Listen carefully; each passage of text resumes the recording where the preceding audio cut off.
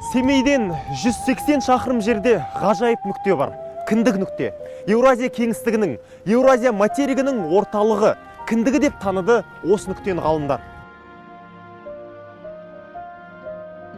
Бірақ бұл аймақтың құны кіндік нүктеде емес, мына тұрған үйде оның кімнің үй екенін түсініп үлгерген боларсыз.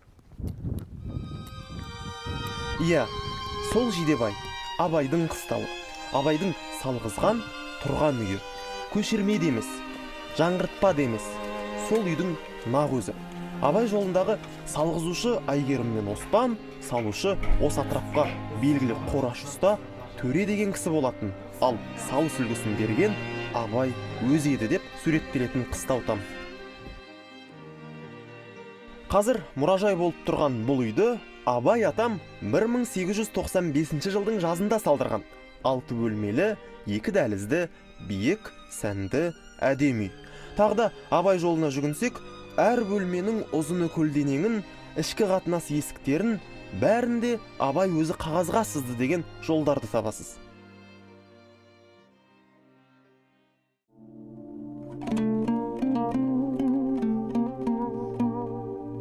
Экспонаттардың дені түп нұсқа. Оларды мұражай қызметкері Гүлсара Сұлтанқызы романмен байланыстыра отырып, әдемі түсіндіреді. Кіреберістен сол жаққа қарай ас бөлме. Абай атамыз пештің бәрін қалалық үлгіде салғызады. Мысалы шына қаланың пешін неге ас бөлмесіне әкеліп салғызды десеңіз, қонағы көп. Абай жол романда суреттейді ғой. Жидебай, Ұлжан мен Зере отырған үлкен үйге қонақ көп келеді дейді, таңертеңнен кешке дейін ағылып. Сонда үлкен қазанда ет асылып жатады, кішкентай қазанда қуырдақ қуырылып жатады. Тамақтың иісімен бу жаңағы жоғары жағындағы бу тартып арқылы сыртқы далаға тартылады. Міне осыған қызығып Абай атамыз өзінің қыстау үйінде қаланың пешін салғызады.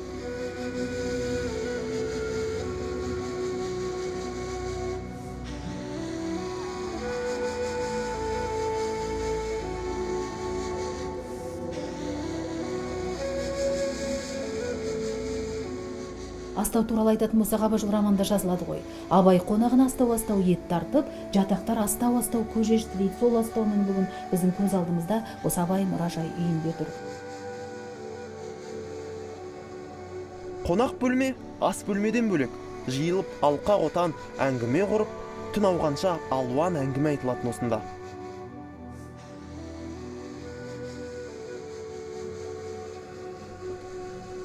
Түкпірде жұмыс кабинеті, жазу үстелі, кітап сөресі, айна, сағат. Есіңізде ме, Абай жол романда былай деп суреттелуші еді ғой. Бөлмеге Ұлжан анамыз кірді. Ұлжан Абай атамыздың анасы. Пештің жиегіндегі тұрған тас шамды жағып еді. Мұны терезенің алдында тұр. Бөлмеге қызғылт күңгірт сәуле берді дейді. Сол тас шам Абай жол романда суреттелетін тас шамымыз міне бүгін біздің мұражайымызда ең бір қасиетті, құнды жәдігеріміздің бірі болып тұр. Тоғызқұмалақ пен дойбыны жақсы көріпті. Есеп-шот, есеп комитетінде істеген кезінен естелік. Бұлар да түпнұсқа, тіпті шақша мен протез тісте.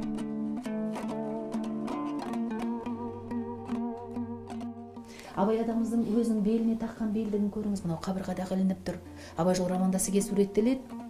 Абай орта бойлыдан биік, толық, етшенді, денелі деп суреттеледі. Сіз белдігіне қарап, атамыздың толық болғанына көзіңіз жетеді. Одан кейін жаңа сізге кіргеннен айтып жатырмын, 19 ғасырда осындай керемет үй салғызып, бұл қыстау үйі, пештің бәрін қалалық үлгіде салғызады. Сонда осы жұмыс бөлмесіне әкеліп, Абай атамыз неміс халқының пеші Гантра марканы салғызған екен. Сонда Абай атамыз жазуды осындай үлкен үстелге отырып жазған ба? Әрине, Абай атамыз өзінің жазуын, өлеңдерін, қара сөздерін осы өзінің жұмыс столына отырып жазған, өзінің отырған орындығы.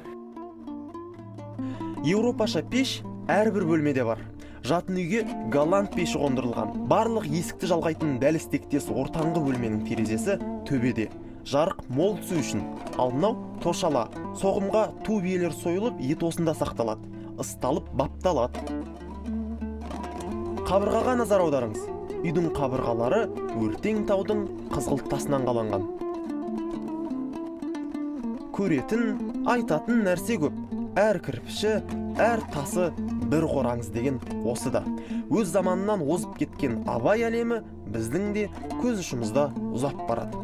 Тәуелсіз ел болып тамырымызға тартпағанда одан мүлде адасып қалар ма едік.